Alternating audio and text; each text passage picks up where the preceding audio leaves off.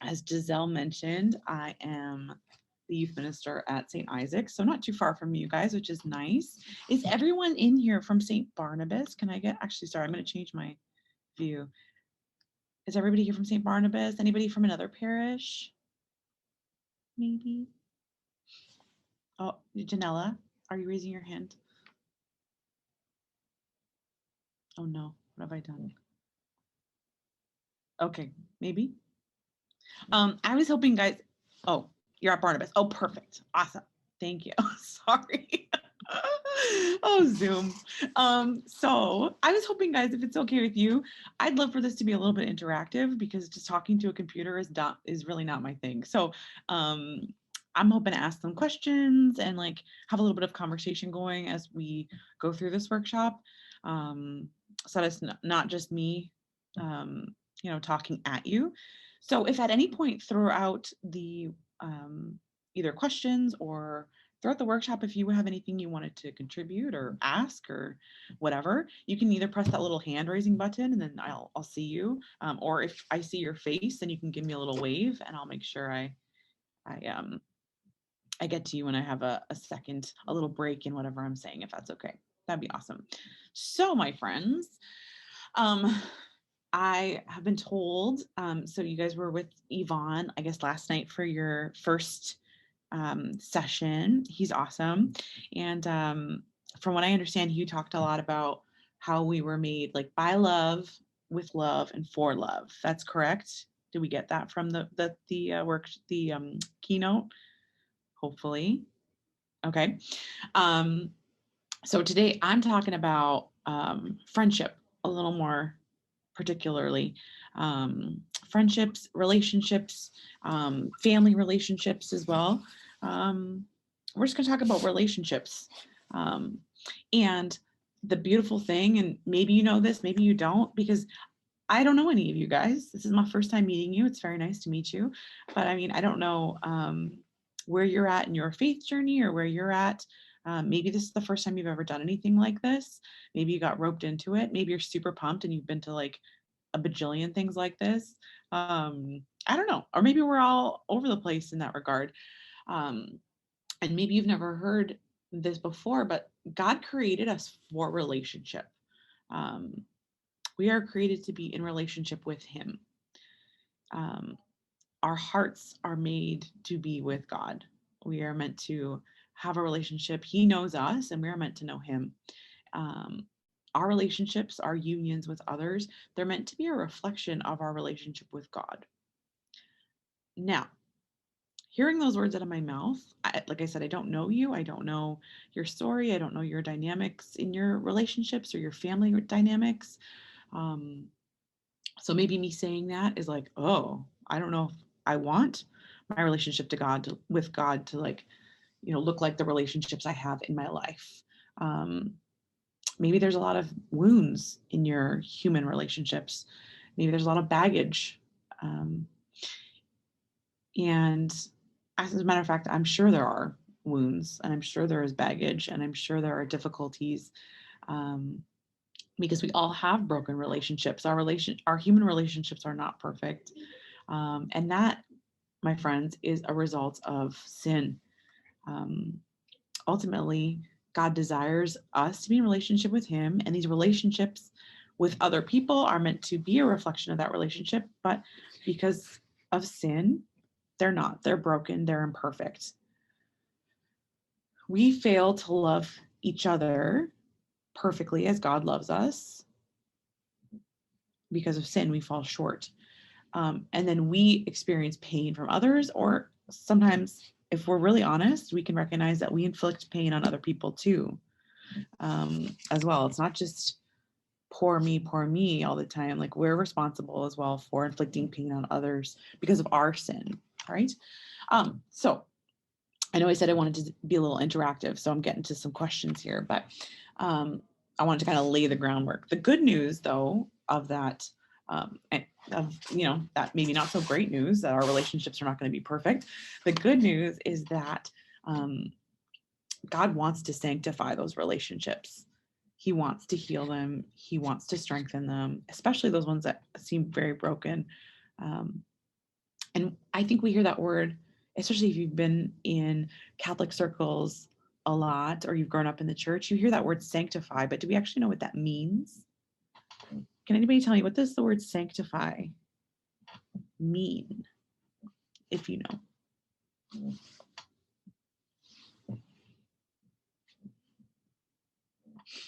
It's a mystery word. I knew it. Glad we talked about it. So the word sanctify means to purify, to set apart, to make holy. That's like the short summary version of what it means to sanctify or to be sanctified. It means that God wants to purify our relationships. He wants to set them apart. He wants to make them holy. Okay.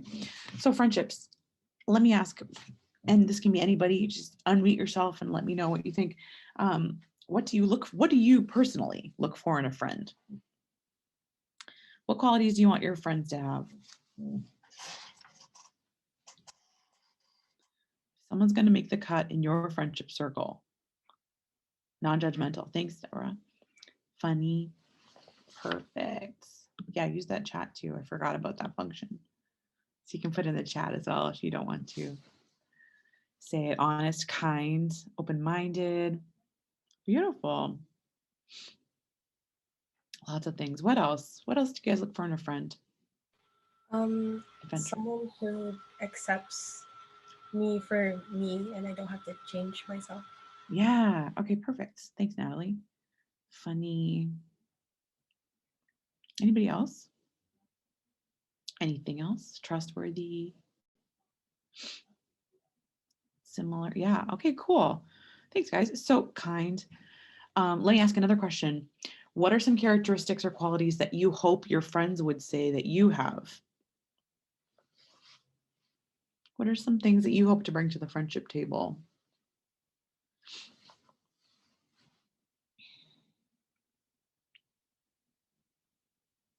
A good listener, caring. Perfect.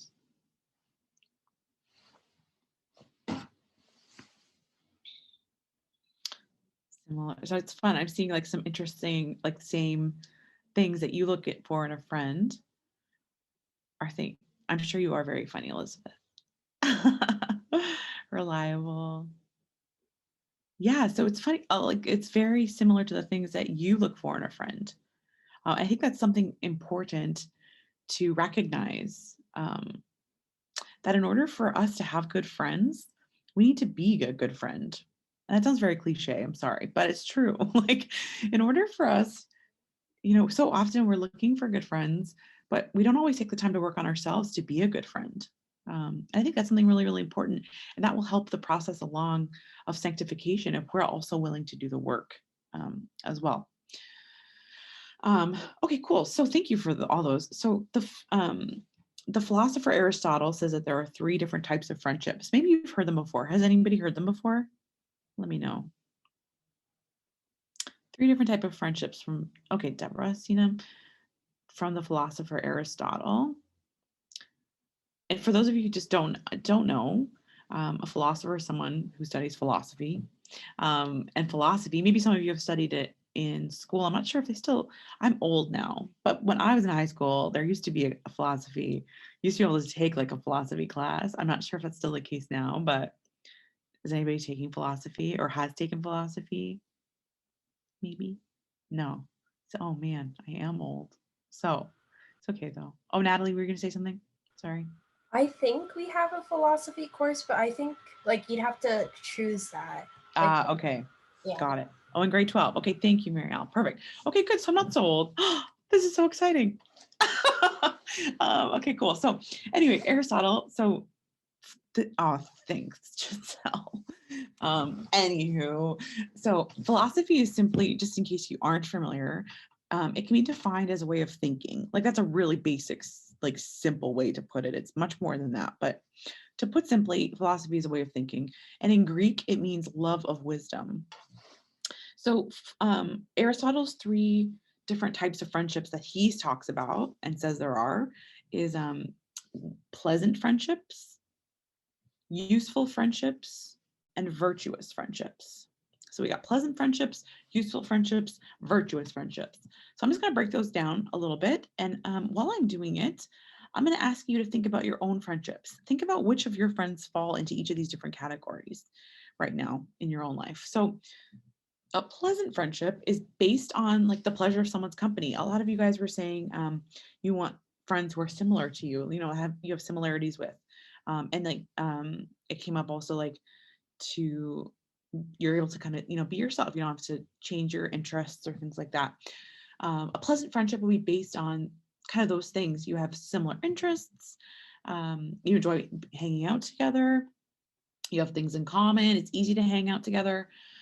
Maybe they're on the same like sports team as you, or they're part of a club that you're in, or another group that you're in.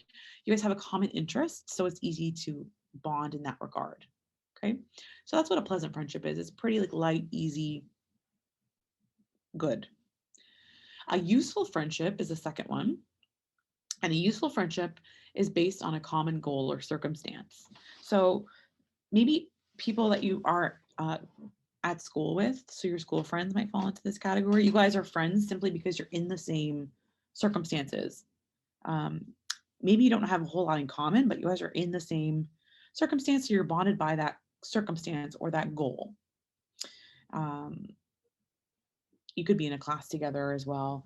Um, so again, you still enjoy being together, but maybe you're not bonded by, maybe you're not similar, but it's kind of like this is this is a relationship that you enjoy in the circumstances that you're in, right? It may be people that you work with also, or when you're older too and have like a full-time job, it might be people from work that you're friends because you can understand each other in that regard. The third one is a virtuous friendship. Now, a virtuous friendship is centered around the good, and it's centered around something greater than yourself. So it's deeper than just having things in common. It's deeper than just simply being put together in a circumstance or situation. These friendships are not flimsy, they're not fleeting, and they're friendships that are based on a deeper trust as well.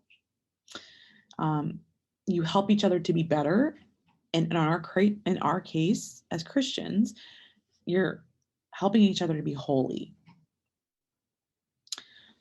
So I want you guys to take a second, think about your friendships in your life and which of these categories, which friendships you have that fall into each of these different categories. Just in your own little friendship inventory list there.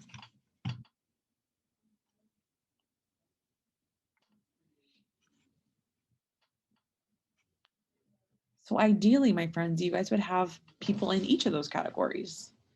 And maybe not. And if that's the case, maybe just have a little think about that. I would say in particular, not all your friends are going to be considered virtuous friendships, but if you don't have anybody in that category as of now, I would just do a little bit of a of a reflection, of a pursuit of those relationships, because those are really, really important.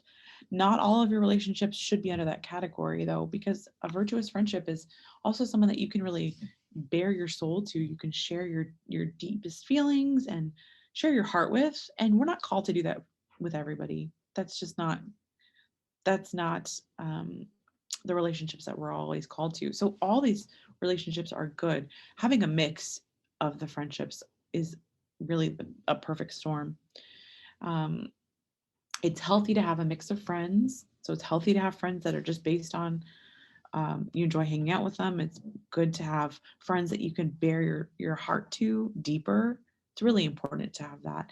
And especially guys, as Christians, as Catholics, as followers of Christ, do you have good friends who are leading you closer to Jesus? You're really blessed at St. Barnabas. You have this beautiful community and family, especially like you can see all of you guys here on this like Zoom call on a dreary Saturday.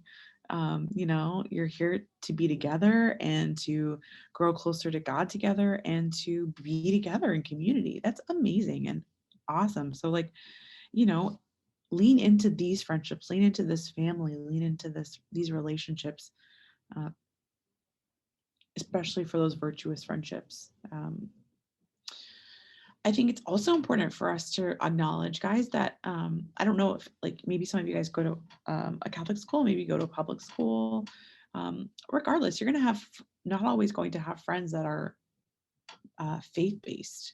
You're not always going to have friends that follow the same faith as you. And that's good and okay. It's not that we can only be friends with those who have the same beliefs as us. I think so often we forget that.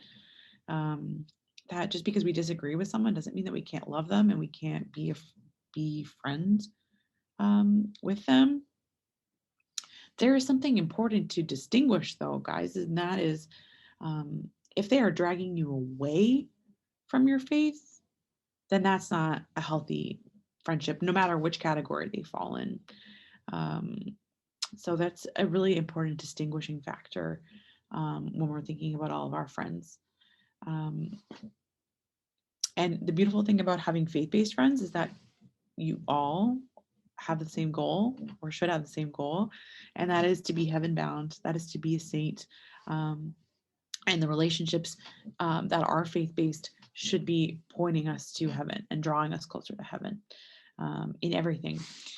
So I also just wanted to talk about, again, just a little bit more about the faith-based or non-faith-based friendships.